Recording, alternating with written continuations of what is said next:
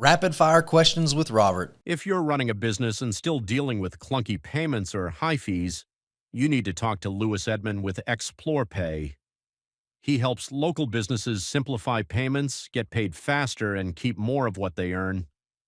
Whether it's in-store, online, or recurring billing, Louis makes it seamless. Reach him directly at 803-722-8823 or louis.edmond@explorepay.com. That's Explore Pay, smarter payments for growing businesses. When questions keep you up at night, you need answers you can trust.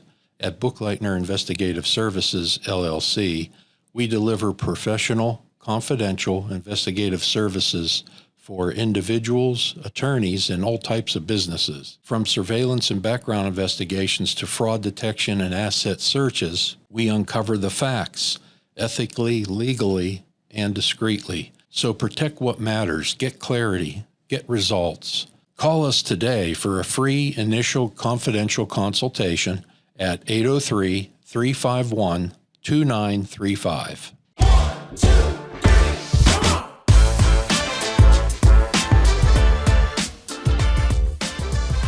Hello, and welcome to another episode of the My Father Said podcast, where we discuss all things faith, finance, and family. I'm one of your hosts, Ryan. I'm a father and a son. And I'm not sure I want to be here today. I'm Robert. I'm his dad, and I too am my father's son. And today we are going to do a podcast that's probably going to be a little bit shorter than some of the other ones, but we're titling it Rapid Fire Questions with Robert because since we have been doing the podcast, we have gotten a couple of questions that people have asked us that just have not made their way onto the podcast. And so today, instead of us trying to dive in and both unpack one of these questions, I'm just going to ask Dad, get his thoughts on it, move on to the next question. And so this will be kind of a quick episode, but we wanted to take time to answer the questions that people thoughtfully sent over to us.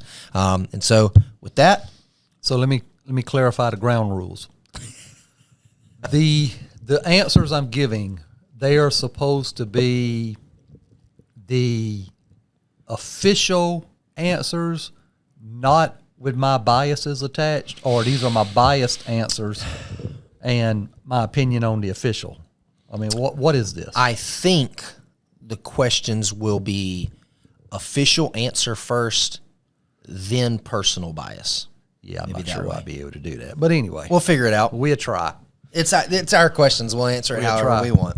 I don't think I'm going to enjoy today because, as we were talking off air a while ago, you get on me quite often about little things I put on Facebook that you say just stirs the pot. And then I come in here and I look at some of these questions and I'm thinking, oh, some of these is just going to stir the pot. None of these are stirring the pot. You wait till you hear my answers. You wait. You wait till you hear my answers. And I'm thinking, you know what? He's killing our business. He is killing our business. These people out here are going to think, you know what? I think Ryan's a pretty decent guy, but I'm not sure about that Robert fella. I don't know if I want to go in and see him or not. And I'm thinking, why don't I just go ahead and retire and just get out of the way? I mean, instead of bleeding a slow death here. That's what Scott said. Scott said, let's go ahead and get you retired, Robert. Golly. So, all right. So with that, we are going to get into it. Question number 1.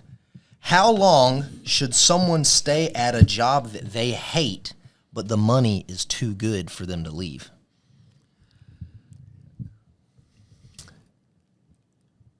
Well, it depends on what's more important to you. A life that is fulfilled, satisfied, where you're not being eaten up in the insides because the job you're at is burning you out and it's just sucking all of the happiness and joy out of you. Even though the money's great, do you want to be a slave to the money? So sometimes you have to decide what's more important, the money or my sanity. So what I would say to anybody is, if you're in a job that you just disdain, you can't stand it, begin today looking for what you need to do to get out of that spot, short of quitting immediately, but look at what it is you need to do to make yourself more marketable to someone else who would want to hire you and pay you what you're worth and treat you the way you think you should be treated. Times have changed. When I was younger, you would go to work in a factory someplace, and basically you were slaves to the employer, and they treated you as such. And I know slaves is a strong word, but basically they told you when to come, when to go, when you could go to the potty, what time you could go to lunch, and when you could leave the line and get back. I mean, basically you were controlled. And I think about that now here 35, 40 years later. I think about the people who spend their entire life living as cogs in a machine, being told what to do, when to do, how to do, why to do, and don't say anything else, just do. And they spend their entire life doing that. Then they retire, and then they die.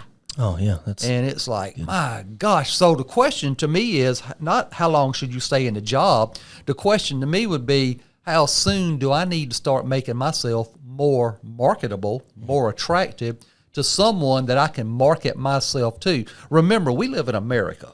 We live in a capitalistic economy. You as an employee, you as an individual rather, you are a commodity. And however you prepare yourself to be presented, you name your price. Everybody has this idea that the employer says, I'll pay you $19 an hour or whatever the rate is. I don't even know what it is today. But I'll pay you X number of dollars an hour. You do not have to say yes. Right, yeah. Yeah, you can say, nah, that's not what I'm worth. Yeah. I'm worth more than that. You can decide if you find yourself in a position to where you have you're working someplace and the cost of living's catching up with you, because Lord knows it's going up out there. Right. If you find that you're not being paid what you're worth, what you need, you're not locked into that position. Right. Start looking, make yourself more marketable. So, yeah, that's, how long should you stay? You should stay if you have obligations, but while you're there working through them obligations, start getting yourself prepared so that you are more marketable. And in addition to this, one of the things that makes you more marketable is don't get you behind in debt to the point to where it takes every dollar you make to meet your monthly obligations, because you might find that if you didn't have any debt, you could take a job at a lower compensation and enjoy lower blood pressure, less stress, less chance of a heart attack, less chance of a stroke, more time to spend with your family, more time to do the things that's good for you at less pay, but you're happy. Yeah. All right. So, that's one of those self-searching questions where a person has to decide what's important to them. Yeah. And, we got a book out that basically speaks about that. It's called Financial Harmony, Personal Fulfillment. And that book speaks about that. So I would say to the listeners out there, hey, go on Amazon, buy our book. Have we got a book around here, by the way, that we can show to people on YouTube? Yeah. We might have a few. You remember what I talked about marketing? You stink at it. All right. The book is always sitting it's a good thing right I'm not here. in marketing, right? I'm in financial advising. The book is right here. See, the ones that when you were out, Scott and I did, the book was always prevalent. It was always right here. That is true. Thank you. Don't fall over. Thank you. Right there. See how long it takes. Right. How was that answer? There you go. That was longer than I thought, but that was a good answer. Yeah. Well, you said I had to. Kind of took the rapid out of the rapid fire, but yeah, that's good. All right. So moving on to the next question. Here at the Templeton Group, how do we pick the funds we invest clients in? That's very good. There's a philosophy we use. We utilize our partners up in Pennsylvania, which are now relocating down to Florida from what I read. Yep. We utilize them and their research to develop portfolios that basically try to do two things simultaneously. If you could imagine, you got one column of funds, and in that column, what we do is we take a look at all of the mutual funds that meet our criteria, from the best performing to the lowest performing. We do this every quarter, and we pick the top quartile from there. Then what we do is we retake this list and we do it from least expensive to most expensive. And the ones that come up in the top quartile of least expensive, coupled with best performing, That's where we glean our initial group of funds from. Right. And then from there, what we do is we develop the portfolio that fits the client's objectives. So what I always say to clients is we can never in this office, in this practice, we can never ever say to you that your portfolio will always be the number one performing fund family out there. We can't say that. But what we can say to you, and we say it with confidence, is that you will have the most efficient portfolio relative to cost and performance simultaneously. So that's how we pick our funds. Yeah, that's great. That's great. And then one of the other things that we didn't even throw in there is like tailoring specifically to the clients. Like we always do risk tolerance surveys because not everybody needs to be, in the most aggressive portfolio or whatever. So then it there's another layer to it. We even go farther down into that. That's true. In fact, we mentioned some of that in our book, Financial Harmony, Personal Fulfillment. Or did I say that backwards? No, I said it right. Okay. Right. Financial Harmony. Hey, you should know you wrote it. Well, no, I'm just looking at the back of the book. The title's on the other side. All right. Okay. Robert, what do you think about the Trump accounts? Well, the true disclaimer here is I haven't researched the Trump accounts. Okay. Because like everything in the government, it takes time to come out. But I will tell you what I don't like about the Trump accounts. Okay. All right. And this is just me. This is the self-responsibility side of me. I don't like the idea of my taxpayer dollars being used to go fund someone else's education. Fair enough. I don't like that at all. I don't like my taxpayer dollars being used to fund somebody else's laziness or lack of planning or lack of responsibility. I don't like that at all. In fact, I think government should stay their behinds completely out of our personal lives. And the Trump accounts is just another thing now by the Republicans to buy votes. They are trying to do the same thing that the Democrats do by promising welfare and SNAP and everything else out there that they promise people to keep them on the voter registration. The Republicans are trying to do the same thing. So, frankly, I wish government would stay to crud. See, I didn't say a bad word. I wish they would stay out of our personal lives. To me, the Trump accounts are nothing more than a gimmick that you and I, as wage earners in this country, are going to be paying for. Sure. If you want to do something for me, government, give me a tax credit equal to that amount. All right? Not a tax deduction. Give me a tax credit. If you're really concerned about people, give them a tax credit. And let them go do with the money what they want to do. If they want to take the responsibility to start trying to save for their children, good for them. If they don't care about their children, like it seems like the majority of them don't with these fatherless homes and people running the streets like a bunch of mad people and doing the things that they do, then, throwing however much money, $2,000 or whatever that number is, throwing that in there is not going to change their lives. All right? It's just going to increase the burden on the taxpayer. All right, let me ask you this follow-up question with that. Because I agree with you. I wish that we just didn't have taxes in general, right? If you're going to, instead of using my taxpayers' dollars to do whatever, how about just don't tax me? Like, I'd prefer that. But someone that is working and someone has got a family, do you think they should utilize the Trump account? Someone who is working? Yeah, someone who's working, someone who's paying, they're contributing to society, and now all of a sudden this Trump account is being offered. Do you think they should take advantage of it? If they qualify, yeah, I do, simply because they can either take advantage of it and pay it back, which they will eventually in taxes, sure, or they can choose to not take advantage of it and pay somebody else's back, which they're going to do. Right. So, yeah, take advantage of it. If they're going to put it out there, I mean, I don't want to say what's the lesser evil, but, one is one way, one's the other. So, yeah, I know that might sound hypocritical, but it's not. It's just looking at the numbers in front of you. You're going to pay it back. If you're a working person in this country, you are going to pay back all of these giveaway programs. Nothing is free. Unless you don't work. Unless you don't work. Then everything's free. Yeah. Unless you don't work, and then everything's free. So, yeah, you're right about that. All right. Retirement accounts, Roth IRAs, traditional IRAs, simple IRAs, 401ks, the whole gamut. Who decides the contribution limits on those? I do. No, I'm just kidding. Just kidding. No, that is determined by somebody, not a person, but a body, a group, a committee, or whatever you want to call it, a conglomerate, a cartel. I don't know. Sure. Yeah, well. But it's determined by a body within the government that has some formula that they use to determine this is how much you can set aside if you fall within a certain income bracket. This is how much you can deduct if you fall within a certain income bracket. Your CPA doesn't make that decision. Right. You don't make that decision. The average John citizen does not make that decision. Someone in government makes that decision, and they have a formula where they tweak these numbers sometimes each year. Yeah. Sometimes every other year, sometimes in 5-year increments, but they tweak them. We have nothing to do with that. Right. And that's also part of the reason why normally those contribution limits increase over time. Yeah. So the government increases it, but also your income determines it too. Because just like you mentioned the Roth a while ago, Right. you know, as your general, if you're single, you can only make so much money to qualify for a Roth. If you're married, you can only make so much household income to qualify for a Roth.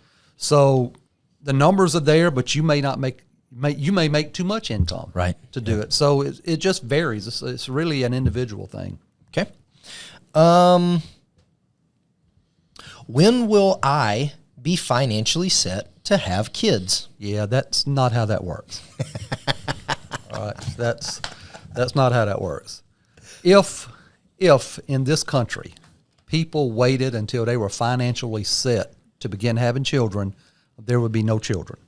All right, you're never financially set simply because people have terrible control over how they manage their money. They get an increase in pay, they immediately go out and increase their obligation. Nobody believes in making margin between how much they make and how much they get to keep. It seems like everybody wants to spend everything they've got and then complain when they don't have any dimes left over. And then the worst thing that happens to them from a financial standpoint is someone becomes pregnant and now they have an unbudgeted mouth they're responsible for. Now, say that's the worst thing financially. You know, personally speaking, if you're a parent who has desired to have a child and wants to love that child and raise that child up in the fear of God, it is the greatest thing that can ever happen to you. Sure. All right? So, when will you be financially set to have kids is the wrong question. The right way to say that is, I'm going to be financially responsible and I'm going to make the necessary adjustments needed for a child that we're going to bring into this world. All right, that's the way you got to do it. All right, because there is no number out there that says, all right, you've done this by the age of this, now let's get knocked up. Yeah. That's a good way to reframe it. So basically, Robert's take is have the kids and then just be responsible financially and let it work itself out. Or you can say it this way, have the kids and starve. I mean, you know. And still be responsible. And still be responsible. You're responsible because you couldn't eat. Yep. All right. So for our Christian audience, is tithing 10% still the standard? Yeah. So at the beginning of this podcast, I made the comment that some questions will set people on their ears. The answer to that question from the world standpoint depends on which denomination you're a member of. But if you're a Bible reading student, if you're a Bible following student, the idea of a 10% obligated tithe is found nowhere in Scripture, in the New Testament. Nowhere. In fact, we have to recognize that the tithe was created for the nation of Israel. Part of their responsibility to God for them to show obedience to God and make sacrifices of giving the first fruits. When the New Testament came, believers were no longer under the Mosaic law. And the Mosaic law applied only to the Jewish nation. So the Gentile nation didn't have that. In addition to that, the idea of tithe, the purpose behind that was to be given to the Levites and the priests. All right? It was supposed to be given to them, but now in the new covenant, we don't have Levites and priests, per se, in the new covenant. So that obligation was gone. And finally, in the New Testament, where the Lord talks numerous times about money and giving generously, he never not one time speaks about you're obligated. Okay? So the idea of a fixed percentage of salary is not found in the New Testament. And I know right now out there in podcast land, a lot of my Christian listeners their minds are blowing up right now. They're throwing their glasses out the window. They're shouting at the radio, blasphemy, blasphemy, blasphemy. And Robert's lost his mind. Folks, I'm telling you, this is something I have looked at and studied and dealt with for a long, long, long time. I read, I try to find where this is in there, because I even have this own conversation with your mom at the house all the time. We've allowed tradition and what we were taught by man to come in and influence our thinking, instead of looking at what Scripture actually reveals and follows it. Now, let me say it on the other side. Let me give a full disclosure. I'm also a full-time, bivocational pastor, but there's no such thing as bivocational. And I know it might sound odd. That's a pastor saying you don't have to tithe. Yes, that's exactly what I'm saying. But what I'm also saying is Jesus does say give generously. Right. And he puts that word in there, give. All right? So there's an expectation for Christians to support ministry. Now, at the church you go to, the church you sit at, those lights are not given to them free. Sure. They have to pay an electricity bill. Yeah. The cool air in the summer and the heat in the winter has to be paid for. All right? That just doesn't materialize out of thin air. God doesn't send something directly to the power company and pay on your behalf. All right? Upkeep, painting in the buildings, maintenance in the yards, events for the children who are there, materials and supplies, everything there someone has to pay for. And that's paid for by the generous offerings that are done by the membership. So that's expected. You can't, as a member of a church, you can't think, the preacher there, Robert just said, we don't have to tithe. I did say that. You don't have to tithe. But are you really a believer if you're not supporting the church financially? You can support it with prayers, but the book of James says faith without works is dead. So, you got that you have to reconcile as well. And you may have put yourself in a position financially where you just don't have a spare dime to give. Come to church anyway, but keep in mind that the Lord loves a cheerful giver. The expectation is that you will give. Yeah. So your decisions going forward always should keep in mind, what will I be giving the church? It should always keep that in mind, not out of obligation, but out of love and devotion to the spreading of the Word of God. That's a good answer. That was good.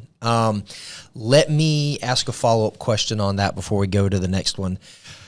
If someone wants to give, and there's going to be two questions with this. If someone wants to give, how much should they give? Second question is, if someone wants to give, they're in a bad financial situation, but they want to start, how do they practically start? So two questions.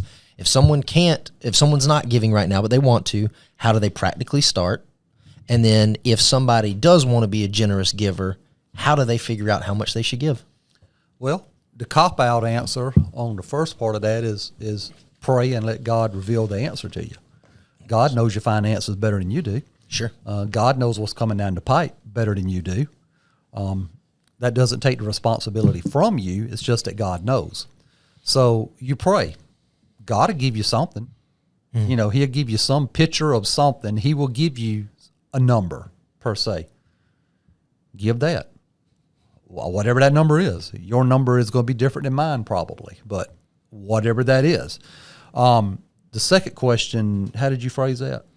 If someone is in a bad financial situation, they know they should be given and they want to give, but they can't. So let me just give an example. Let's say someone was praying and, the Lord wants them to give 12% of their income.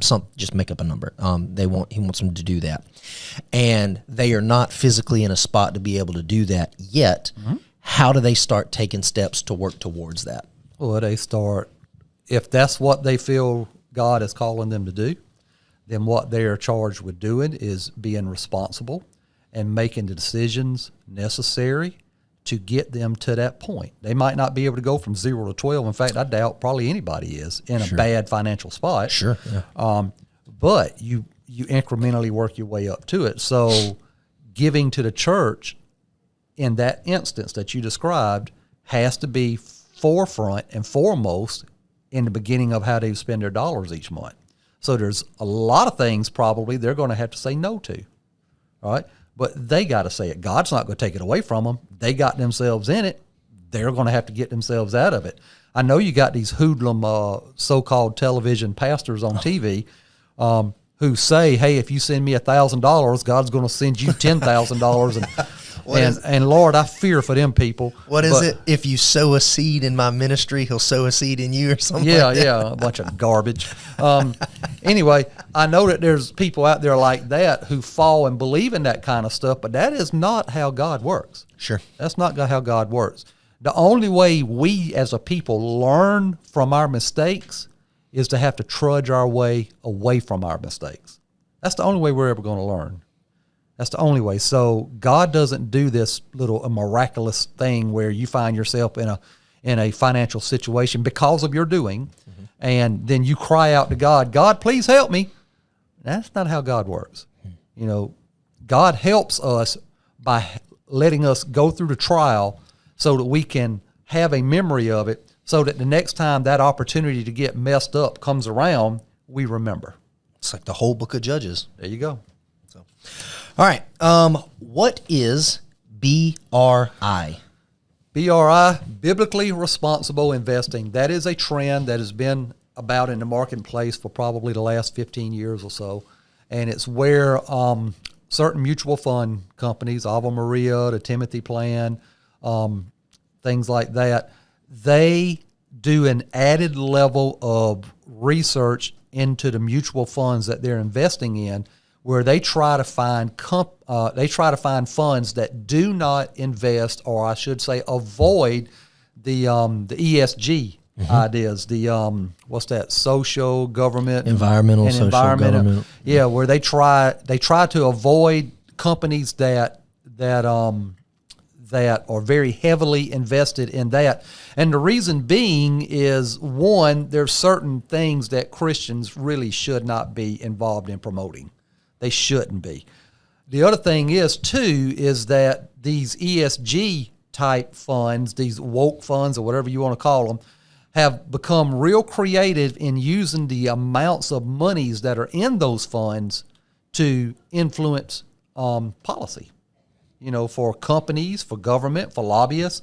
So for those individuals who are interested in doing BRI only type investing, there is a place out there for that. The one thing that everybody needs to understand about the BRI investing, though, is that those funds have a higher annual operating expense than your general funds. So you can get in them. We'll put you in them here. We'll build your portfolios. But you need to recognize that you're going to pay more on average for that portfolio than you will for a sister portfolio that is not BRI.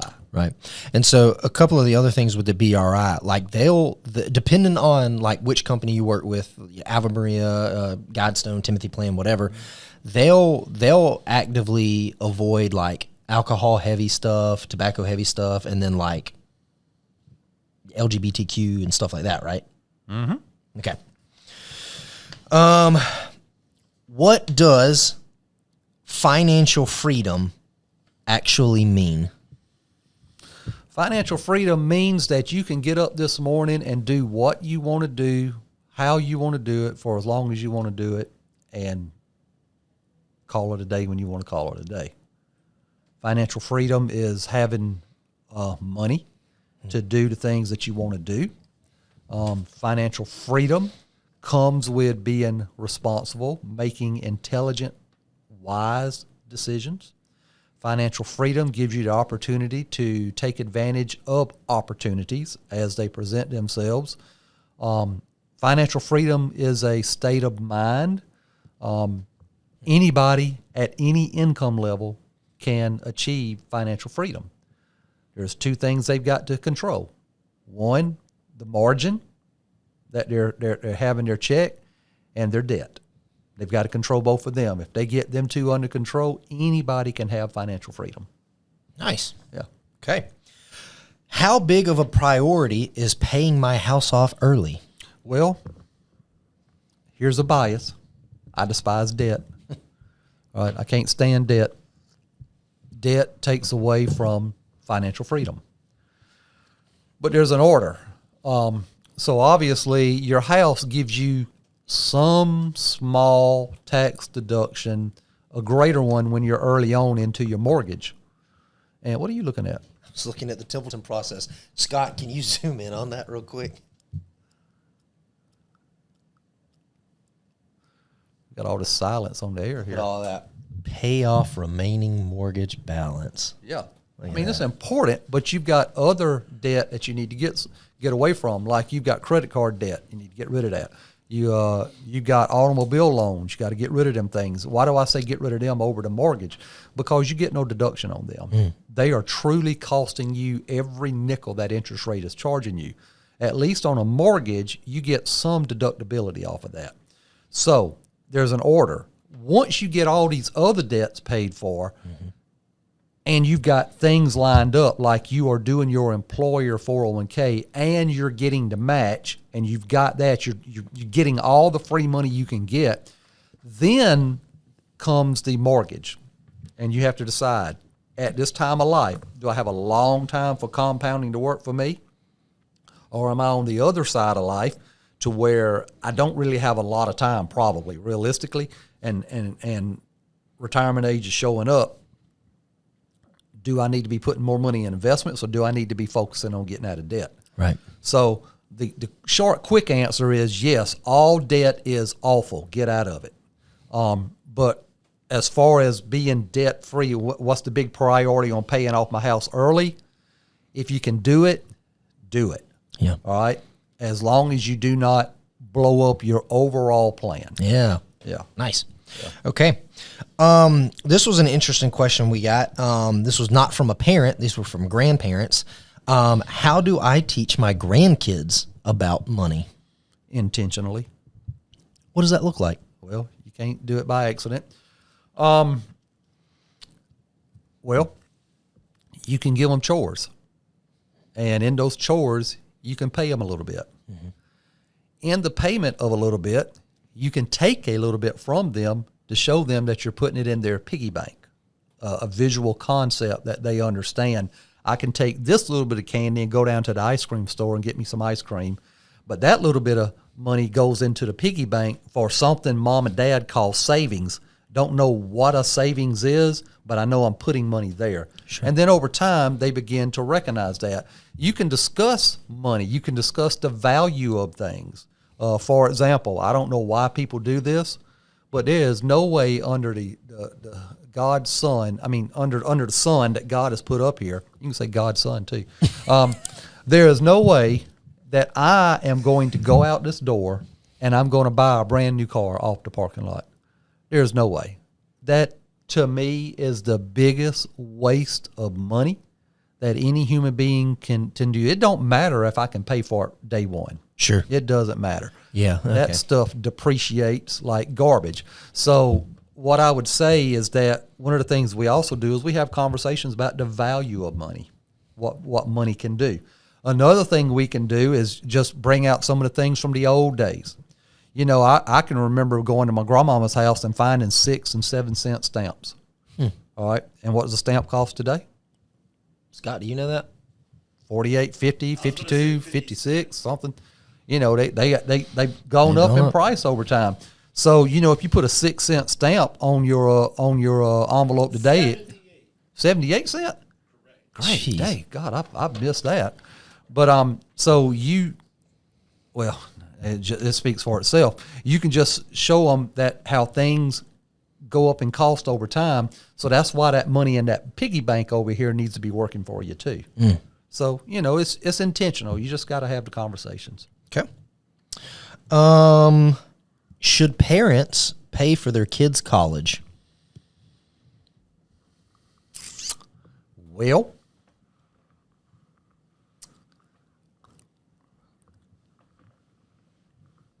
Oh, this stumped him.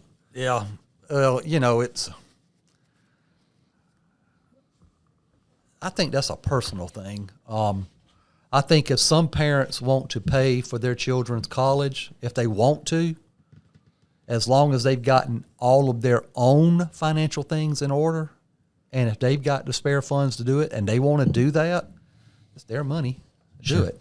But I would also say that if the child is 18, 19, or 20, that probably means that the parent's getting on up there toward 40, then the parent, and if the parent hadn't put their retirement things in order and getting their debt paid for, then paying for their child's education, making that a priority, is probably not a wise financial decision. So everything has to do with where the parent is at in life. I know that with you and Ethan, what your mom and I did was we saved some money in a 529.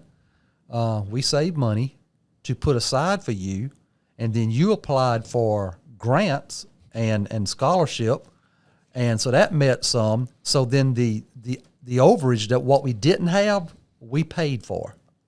All right, we did that because the idea was we wanted you to come out of school with as little debt as you could, but we also put in there, you may remember this. I remember. That if you lose your scholarship, we're not covering that. And you would have to incur that debt and that responsibility when you got out of college. And I did. Yes, you did. So that's how we did it.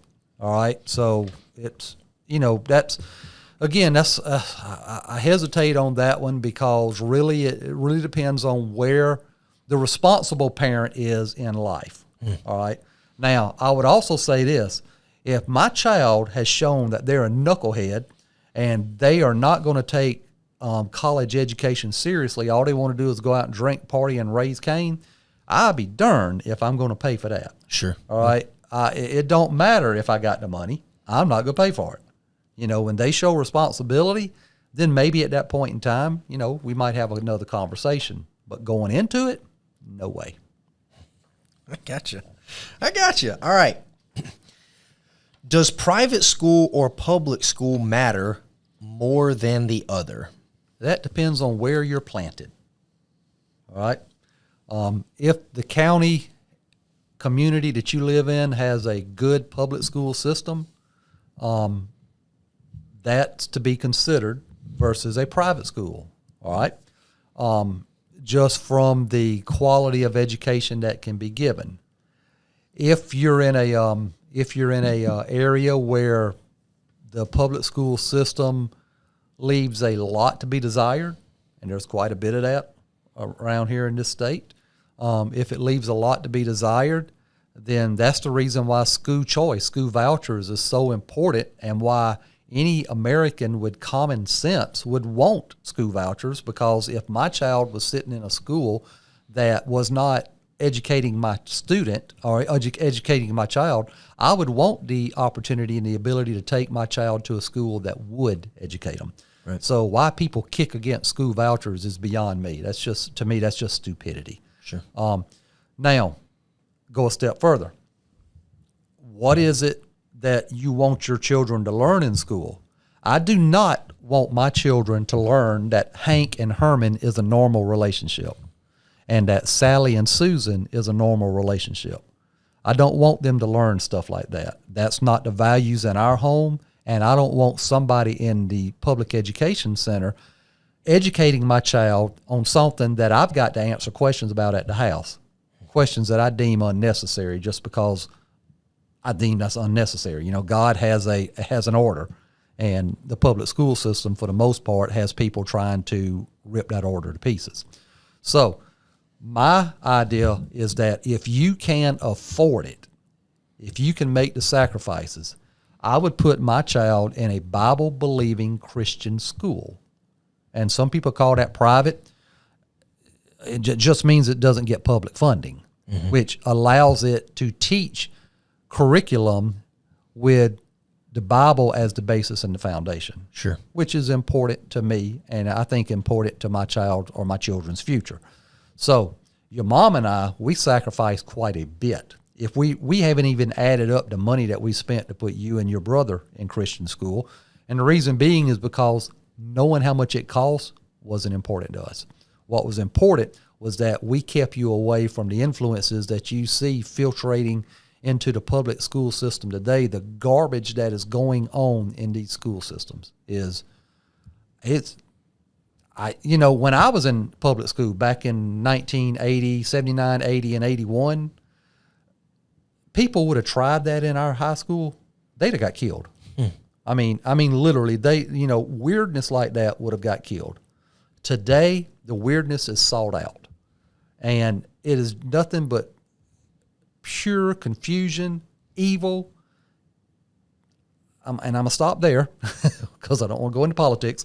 But it's just evil. It's pure evil what's going on in the public school system today, and I fear for anyone who just puts their child in any public school, regardless of how fresh it looks, without checking who's on the school board, what's being put in the libraries, what's being taught, what's being allowed, what's being prevented.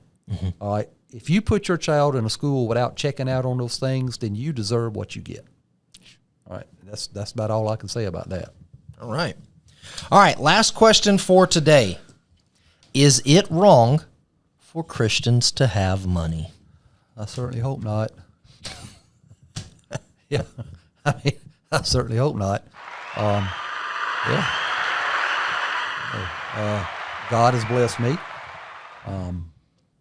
I'm sitting in a position financially that I could have only imagined coming up, using the foundational fundamentals of managing money, and that is more than investing. That is making wise decisions on the front end, not getting caught up in the game of keeping up with the Joneses, living beneath my income, not using all of my income, getting out of debt, staying out of debt, practicing delayed gratification, and having values that are non-negotiable.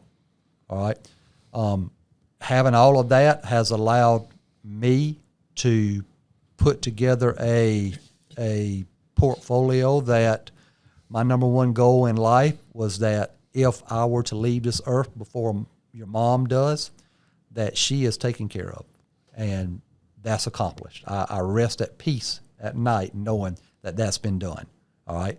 So we've been able to travel the world. We've been able to get things that we wanted to get. And we've been able to do things when we want to do it and how long we want to do it. And that's all because of hard work, good fortune, and making smart, wise decisions, even when they were uncomfortable and hard. So, no, there's nothing wrong for Christians to have money. Now, it is wrong for Christians to just only focus on accumulating money. Because if you focus on accumulating money, then you're going to miss out on the calling that God has for you in your life. And again, we touch on that in our book, Financial Harmony, Personal Fulfillment, the balancing of the two, living today while accumulating for tomorrow and not one at the expense of the other. So get our book, read it. You will learn a lot more about our philosophy and who we are as individuals, why we say what we say, why we do what we do, why we believe what we believe. Do it, read it, and leave us a review on Amazon. My gosh, we're stuck at 29. I can't know why we can't get over 29, but we're stuck. It's like people buy the book and they don't want to leave a review. I wonder what that means. We've got 29 5-star reviews. Somebody be number 30. Yeah, somebody be number 30. Yeah, might be an extra page in the book for you. Who knows? Anyway, that's my answer for that. Well, cool. Well, thank you for answering all those questions. I know this was different than normal. Hopefully, those of you listening, we were able to touch on some of the questions you asked. If not, always email Robert with questions that you have. We'll start to accumulate some of them, and then later down the road, we'll do another episode like this where we just do some rapid-fire questions. But with that, I'm Ryan.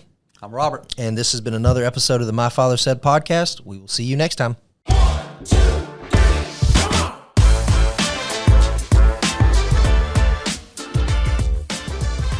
The opinions voiced in this video are for general information only and are not specific advice or recommendations for any individual. All performance referenced is historical and is no guarantee of future results. All indices are unmanaged and may not be invested into directly. Economic forecasts set forth may not develop as predicted, and there can be no guarantee that strategies promoted will be successful. Securities offered through LPL Financial, number FINRA SIPC. Investment advice offered through Good Life Advisors, LLC, a registered investment advisor. The Templeton Group and Good Life Advisors, LLC, are separate entities from LPL Financial. Biblically responsible investing and faith-driven investing have certain risks based on the fact that the criteria excludes securities of certain issuers for non-financial reasons, and therefore investors may forgo some market opportunities and the universe of investments available will be smaller.